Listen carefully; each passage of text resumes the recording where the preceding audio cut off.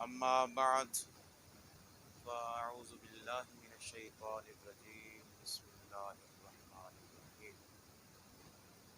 ولا تقتلوا انفسکم صدق اللہ مولانا العظیم۔ معزز ناظرین کرام، آج کی گفتگو کا موضوع ہے خودکشی اور اسلامی احکام۔ اسلام میں خودکشی حرام ہے۔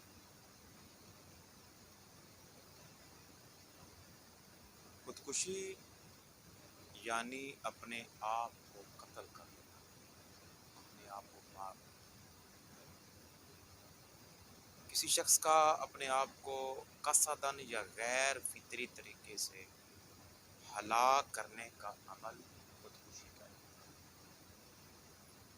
انگلش میں سوئیسائڈ کہتے ہیں، اور اس کے بہت سے اسباب ہو سکتے ہیں کہ انسان اس حد تک کیوں پہنچ جاتا ہے کہ وہ یہ قدم اٹھانے پر مجبور ہو جاتا ہے۔ انشاءاللہ آگے ہم اس کے اسباب بھی بیان کرتے ہیں۔ اسلامی احکام کی روشنی میں اگر دیکھا جائے تو یہ بات عیاں ہے کہ انسان اپنے جسم و جان کا مالک نہیں ہے۔ یعنی اسلام نے جو کہا کہ خودکشی حرام ہے، اس کی وجہ یہ ہے کس بنیاد پر یہ کہا گیا کہ خودکشی۔ وجہ یہ ہے کہ یہ جو ہمارا سراپا ہے، سر سے لے کر پاؤں تک، سر کے بالوں سے لے کر پاؤں کے ناخن تک، جتنا بھی ہمارا جسہ ہے، جو ہمارا سراپا ہے، باڈی ہے، باڈی سٹرکچر ہے، ہمارے باڈی آرگنز ہیں، جسم کے اعضاء ہیں، یہ سارے کے سارے اللہ کی دی ہوئی امانت ہے۔ ہم اس کے مالک نہیں ہیں۔ جب آپ اس کے مالک نہیں ہیں تو آپ اس کو کس طرح ضائع کر سکتے ہیں؟ تو جیسے آپ نے کسی کے پاس کوئی چیز امانت رکھوائی تھی، تو آپ اس کے مجاز ہیں کہ آپ مطالبہ کریں گے واپس کرو، اور شرعاً اور قانوناً لیگلی وہ اتھورائزڈ نہیں ہے کہ اس کو وہ بیچ دے، ضائع کر دے، اس کو نقصان پہنچائے۔ تو بے عینی ہی یہ ہمارا جسم ظاہراً اور باطن، روح، سب اللہ کی امانت ہے، تو لہٰذا اس کو آپ کسی طرح سے بھی ضائع نہیں کر سکتے۔ قرآن پاک کے اندر اس پر تو بہت سی آیات ہیں، مگر پراپرلی جو اس موضوع کے مطابق ہے، جہاں سے علماء کرام نے، مفسرین کرام نے یہ مسئلہ اخذ کیا ہے، وہ جو آیت کریمہ میں نے اپنے خطبہ میں پڑھی ہے، یہ سورہ النساء آیت نمبر 29 نمبر آیت۔ اس میں اللہ تبارک نے فرمایا وَلَا تَقْتُلُوا أَنفُسَكُمْ، فرمایا اور اپنے آپ کو ہلاکت میں نہ ڈالو، اور اپنے آپ کو قتل مت کرو، ہلاک مت کرو۔ آلموسٹ اس آیت پر ہر مفسرین نے، ہر مفسر نے کلام کیا ہے، اور یہی بات اخذ کی ہے۔ حضرت امام فخر الدین رازی رحمۃ اللہ تعالی علیہ اپنی تفسیر میں یوں ارشاد فرماتے ہیں وَلَا تَقْتُلُوا أَنفُسَكُمْ يَدُلُّ عَلَى النَّهْيِ عَنْ قَتْلِ غَيْرِهِ وَعَنْ قَتْلِ نَفْسِهِ بِالْبَاطِلِ، اور اپنی جانوں کو مت ہلاک کرو۔ آپ فرماتے ہیں یہ آیت مبارکہ کسی شخص کو ناحق قتل کرنے اور خودکشی کرنے کی ممانعت پر دلیل شرعی کا حکم رکھتی ہے۔ حضرت امام رازی رحمۃ اللہ تعالی نے بھی یہی بھی مسئلہ اخذ کہ تقتلوا انفسکم، اپنی جان کا قتل نہ کرو، اپنے آپ کو ہلاک نہ کرو۔ اسی طرح حضرت امام باغوی رحمۃ اللہ تعالی علیہ اپنی تفسیر معالم التنزیل میں، حضرت امام حافظ ابن کثیر رحمۃ اللہ تعالی علیہ انہوں نے اپنی تفسیر القرآن العظیم میں یہی معنی مراد کیا ہے، اور فقہائے اعظام نے بھی اس پر اپنی اس پہ بحث کی ہے، اور فرماتے ہیں کہ خودکشی شرک کے بعد سب سے بڑا گناہ ہے، اور بعضوں نے لکھا کہ یہ اکبر الکبائر ہے، یعنی خودکشی کرنا یہ گناہ کبیرہ میں سب سے بڑا گناہ، اکبر الکبائر۔ اور بعض فقہا تو یہاں تک بھی گئے ہیں اور لکھا ہے کہ خودکشی کرنے والے کو نہ غسل دیا جائے، نہ اس کی نماز جنازہ پڑھائی جائے، اور فرمایا نہ اس کی توبہ قبول ہوگی اور وہ دوزخی۔ اتنی سخت وعید ہے اس کی، وہ کہ مسئلہ یہی ہے کہ خودکشی کرنے والے کا جنازہ پڑھا جاتا ہے، ہم پڑھتے ہیں، مگر جتنی اس پر آیات اور احادیث وارد ہوئی ہیں، تو اسی وجہ سے فقہائے اعظام نے یہ اپنا سخت موقف اختیار کیا ہے۔ اسی طرح احادیث مبارکہ میں بھی بہت سی احادیث کے اندر اس کو یہی بیان کیا گیا کہ خودکشی حرام ہے، سختی کے ساتھ منع کیا گیا۔ ایک دو احادیث سماعت فرمائیے۔ صحیح بخاری ہے، حدیث کا نمبر ہے 1874، 1874۔ آپ صلی اللہ علیہ وسلم نے ارشاد فرمایا فَإِنَّ لِجَسَدِكَ عَلَيْكَ حَقًّا وَإِنَّ لِعَيْنِكَ عَلَيْكَ حَقًّا، او کما قال صلی اللہ علیہ وسلم۔ ارشاد فرمایا تمہارے جسم کا تم پر حق ہے اور تمہاری آنکھوں کا بھی تم پر حق ہے۔ یعنی ایک تو ہے نا کہ اپنے آپ کو ہلاک کر ڈالنا، یہ تو ہم نے پڑھ لیا کہ اکبر الکبائر ہے، سب سے بڑا گناہ ہے، اور شرک کے بعد اس کو قرآن نے کہا ان الشرک لظلم عظیم، کہ شرک بہت بڑا گناہ ہے، ظلم عظیم ہے قرآن نے کہا۔ تو فقہا فرماتے ہیں کہ شرک کے بعد سب سے بڑا گناہ یہ ہے، اور پیارے پیغمبر صلی اللہ علیہ وسلم فرما رہے ہیں کہ تمہارے جسم کا تم پر حق ہے اور تمہاری آنکھوں کا بھی تم پر حق ہے، یعنی آپ اپنی آنکھ کو بھی خود سے ضائع نہیں کر سکتے، اس کا بھی حق ہے، اس کو محفوظ کرنا، اس کا خیال کرنا، ایک چھنگلی کا بھی حق ہے،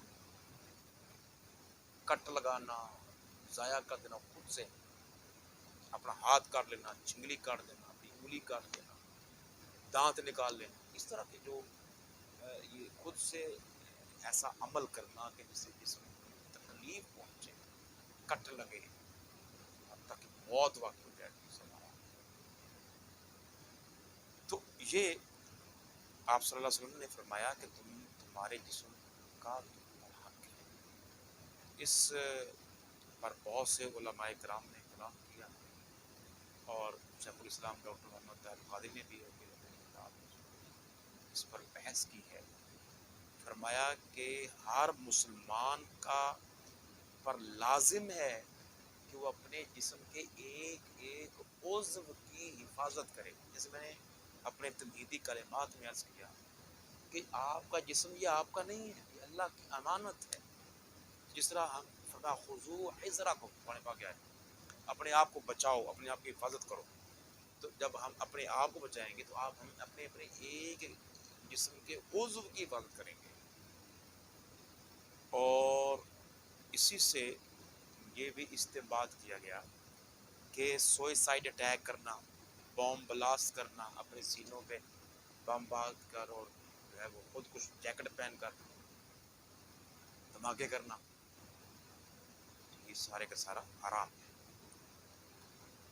اسی طرح جو شخص خود کش حملے کرتا ہے یا جو خود کشی کرتا ہے، اس پاک میں آتا ہے اس کو دوہرا عذاب ملے گا. جس طرح ذرا یہ حدیث پاک سماعت فرمائیے. صحیح بخاری ہے اور حضرت ابو ہریرہ رضی اللہ تعالی عنہ سے من تردى من جبل فقتل نفسه فهو في نار جهنم يتردى فيه خالدا مخلدا فيها ابدا ومن تحسى سما فقتل نفسه فسمه في يده يتحساه في نار جهنم خالدا مخلدا فيها ابدا ومن قتل نفسه بحديدة فحديدته في يده یاجا بها فی بطنه فی نار جہنم خالدا مخلدا فیہا ابدا. حدیث کا نمبر ہے 5778 5778 صحیح بخاری. فرمایا کہ جو شخص اپنے آپ کو پہاڑ پر کھڑا کر کے نیچے خود گرا دے تو فرمایا وہ دوزخ میں جائے گا اور ہمیشہ اس میں گرتا رہے گا.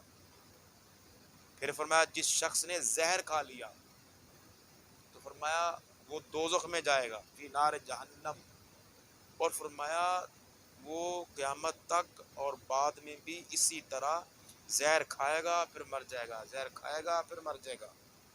یعنی اس نے اگر اپنی آنکھ کو پہاڑ سے گرایا تو قیامت تک وہ اسی عذاب میں مبتلا رہے گا. تو یہاں بھی عذاب پہنچا اور قیامت تک قبر عالم برزخ میں پہنچا. یہ معنی ہے اس کا دوہرا عذاب.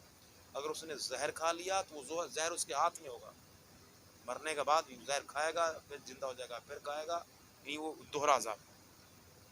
پھر اسی طرح جس شخص نے اپنے آپ کو لوہے کے ہتھیار سے قتل کیا، چھری لے لی، کانٹا لے لیا، کوئی اور کیل لے لیا، لوہے کے ساتھ اپنے آپ کو ہلاک کر ڈالا تو فرمایا وہ ہمیشہ ہمیشہ آگ میں رہے گا اور وہ اسی طرح اپنے آپ کو بھی قیامت تک اس عذاب میں مبتلا رہے گا.